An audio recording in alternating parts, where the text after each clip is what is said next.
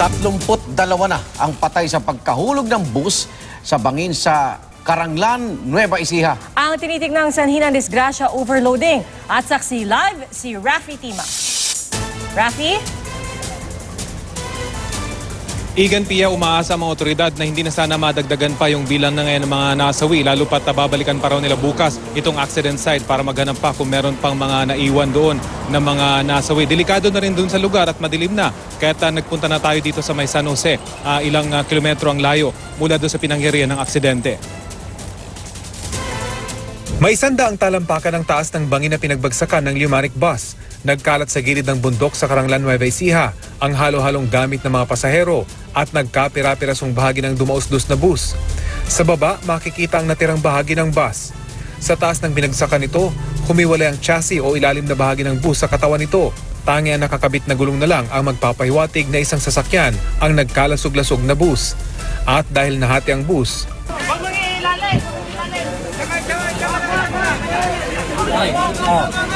tumilapon ng mga pasahero at naging pahirapan ang pagsagip.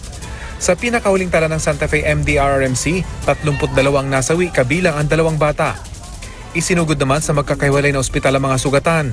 Tanging ang konduktor lang umano ang may minor injuries matapos tumalon bago pa mahulog sa bangin ng bus. Sa inisyal na investigasyon, sumabog ang kanang gulong sa harapan ng bus pagliko nito.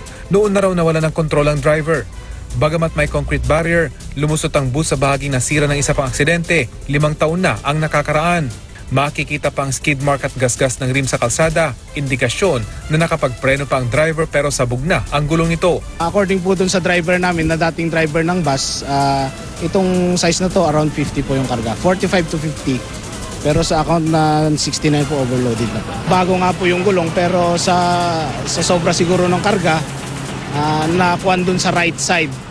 So obviously pag right side ang sumabog, kakabig po siya sa kanan.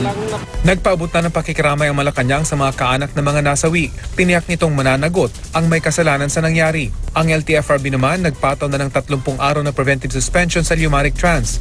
Binigyan din sila ng 3 araw para magpaliwanag kung bakit hindi dapat tuluyang bawiin ang Certificate of Public Convenience ng kumpanya. Nangako na ng tulong sa mga biktima ang pamunuan nito.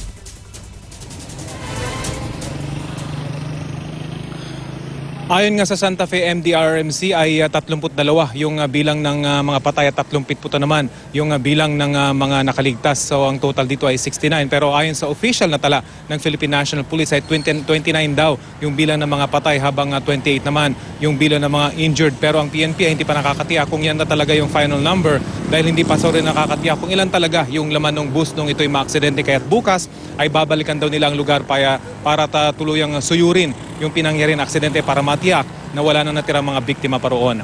Live mula dito sa Nueva Ecija, ako si Rafi Tima, ang inyong saksi.